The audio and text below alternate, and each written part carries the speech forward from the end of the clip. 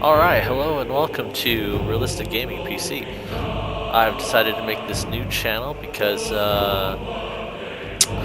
gaming is definitely one of my favorite hobbies, and as probably with many of you, your favorite hobby, otherwise why would you be watching this? Anyways, I've decided to particularly focus on starting with the Skyrim series because I've tried to use as many mods as I can to get like a realistic sensation of as to how like I would want my Skyrim to be. Now I've got my Skyrim modded like crazy. Like I've got like an additional 18 gigabytes of mod files. Like I've reinstalled and installed my Skyrim over and over again to make sure that all my mods are balanced and to make sure that it's all working properly. Um, in this case, I've recently started a new game. I'm not going to be starting from the very beginning. I've already kind of started a little bit, but I'm still technically at the beginning. And I'm kind of starting at a modded house, somebody's modded house. Now, later on, I'll probably do a video or two, or probably several of all the mods that I tend to use. But I'll probably talk about the mods as I have them, and I'll probably post them in the description. Um, as to what mods you may have seen in the particular video. I am a enthusiast when it comes to difficulty, and especially for Skyrim, since I've already played quite a few playthroughs. I've definitely looking for the challenge. I'm really into looking for the challenge of the game, and Skyrim is probably the best open world sandbox fantasy RPG sort of sensation that everyone loves, and it's probably going to be around for a while, even past the time when Elder Scrolls Online comes out. But you never know how big that's really going to get, or if it gets big at all, or people. Well, it'll probably get pretty big. But on to other things. I'll go ahead and I'll start up. Yeah, this will be episode 1 of my Skyrim series, Legendary Custom Difficulty. So I hope you enjoy. Let's see here, let's go ahead and load up my last save that I want to start from, and it'll be this. I'll probably go ahead and skip through many of the load screens that I do though, because my game tends to like to load a lot. Alright, and here we go. Now, I'll probably go ahead and start. Stupid dog. Well, it's gotta do its initial loading. Alright, I'll do a little bit of explanation. This is probably going to be the primary house that I use. This is the Sedvaka Estate. I got this from the Nexus mod, at least the most recently updated version. And I've got UFO going on Ultimate Followers Overhaul so that I can have as many followers. Now, I've also got this realistic, I don't know, wildlife thing. So I got these 2 random wolves that'll follow me temporarily at this point. In any case, I have gotten past through the first part of the game, which is you are imprisoned. Stupid dog. And you basically are freed when the main enemy dragon, Alduin, has attacked not Windhelm, but I don't know, the first town. It's destroyed there, so nah, I'm not up for getting like the mod to replenish that destroyed city. I'm just gonna let that be destroyed. But I've pretty much got dog.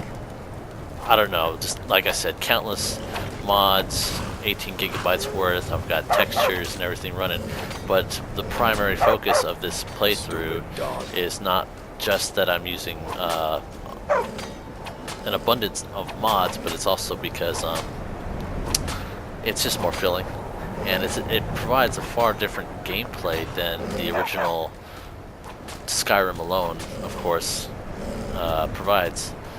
And yeah, those dogs are going to get annoying, but at this point I have finished one of the first side quests, which was obtaining a sword for one of the guys in the primary city of Whiterun. get the sword, bring it back to him. I've gotten the sword, and now from this point, I'll show you the Sudvaka estate is here as in relation to Whiterun. So it's not too far. It's in a nice little area of its own that's kind of away from the rest of most other towns or areas, so it's a little bit more privatized, I think. That's what it feels like. But I'm going to go ahead and head to Whiterun and hand in this sword. Now, I've got I should make note that I'm using a mod called Requiem, which is supposed to make the game more difficult. It's rebalanced a lot of things. It's rebalanced weapons, damage, leveling, and it's done a lot of changes to the actual perks that I have here. I'm pretty much really low level 6 right now, so I'm really not into the game too far. So this is still more or less the more difficult part, where you really don't have much and you can come across anything that can really take you out and literally hit, and that's what the Requiem mod definitely does too. It changes how much damage you take and how much damage you give, and I'll show you an example. Another thing in smithing, for example, it's got these 3 additional perks for smithing, and it's just totally different rule set for each of the perks. Especially like the first one was like I forgot the original was it was just for, I don't know, light armors or something low end, but each one of these perks has actually been changed a little bit and affects the game a little differently. So you'll just see what happens as I go along the game. Now, right now, my stamina bar is not regenerating. That is because I'm using a realistic needs mod as well. So my character has to eat and drink, otherwise he will starve or dehydrate to death. I don't know if I have the dehydration to death activated. I kind of want that because I do take care of my character in accordance with this mod. I have him eat food and drink water, where he can easily get drinkable forms of water from the town. You could do things such as drink water from the river, and that will cause him to get sick. Or you can take empty water bottles or water skins to towns and buy purchased pre-boiled water. I forget how you can actually collect water and boil it yourself. You need a campfire, some stuff like that, but it's been most simple for me to just buy pre-boiled water from any of the towns. So right now my stamina is not recharging. Actually, that's because I drank some skooma and it has totally different effects. It's like it might have worn off just now, because it negates how fast my stamina recharges. Yeah, it did. Looks like if I stop walking, there it goes, my stamina will recharge. So it's not an overage of running. I got all these silly dogs following me. I don't really need those additional dogs. I also have custom followers. One of them, Cyrodiil, one of my favorites. And we also came across some areas where there's like really good loot right off the bat, so I was like, okay, well I guess that will help me a little bit for how hard I'm making this on myself. I find it way more entertaining to play it with a level of difficulty and if I can get it even harder, and you'll see right here my settings are set to legendary, so that's harder than master. I have already beaten this game on master. It even seemed easy to me on that difficulty, because this game is really fluid. You can set yourself up to where you can just do anything simply. landscape is one of the best weapons itself. Like, people tend to get in battles and just try to block and attack, and like you can actually, you know, run around a little bit if you need to, especially if there's a dragon who can fly in the sky. Oh, let's not freeze up, game. Obviously, I have a very pretty grass mod going on here. I see a troll over there. Yeah, I don't want to mess with him though. They're really nasty at this level. Like, he would probably take out my entire team here and kill me easy.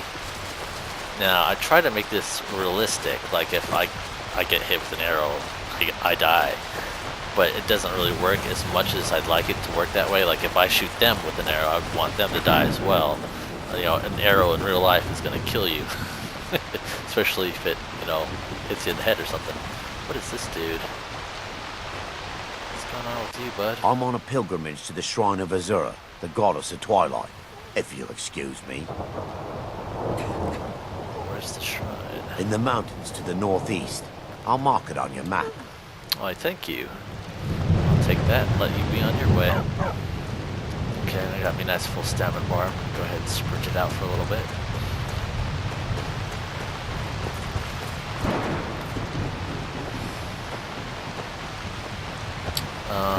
Inventory is a really tough role in playing the game the way I've got it set up.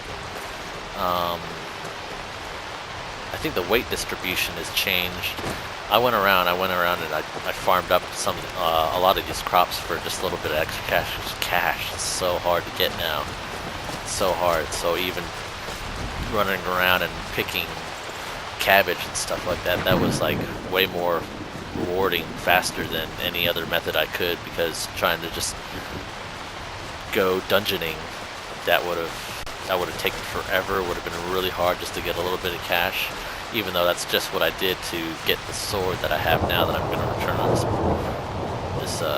quest that I've got. I should be able to get there pretty fast. It's not too lovely that it's raining already. Rain, rain, go away.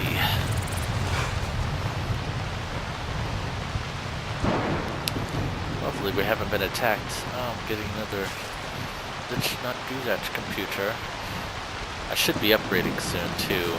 I'm currently running a Asus Radeon HD 7770 2GB GPU, so it does alright. I don't have like a super awesome gaming rig, but it's decent. I'm running this in 1080p now, high textures, almost max graphics. I could mess with the ini file and make the rendering go further, but I'm not going to. These guys aren't always here, so How can I assist? check out what they got. Take a look. Anything worth getting that will make me more profitable later on. Tinderboxes. Okay, I learned that you can take a tinderbox and turn that into a campfire and ultimately a camp later. That might be worth getting. I'm going to get one so I can experiment with it later. I'm really not too good on cash, so I need to be careful on what I spend it on, especially if I see something that would really help me out. Obviously, I'm using Sky UI, and you've got all these lovely icons per what the item is. Look at all these poisons he's got. I think what's really cool about these icons is like these soul gems. You can see if the soul gem is empty or it has a soul in it already. And like half the time when I was picking up soul gems on the original vanilla version, it's like, oh, I didn't realize that, you know, when you come and you look over here that it says it's got a soul in it, and you know, a grand soul gem could hold, you know, like a petty soul, so it's like not a full-on grand soul gem or something, and it really wasn't worth your purchase. Alright, that does it for episode 1 of Skyrim Legendary Custom Difficulty. Feel free to join us on Realistic Gaming PC for episode 2 for more action.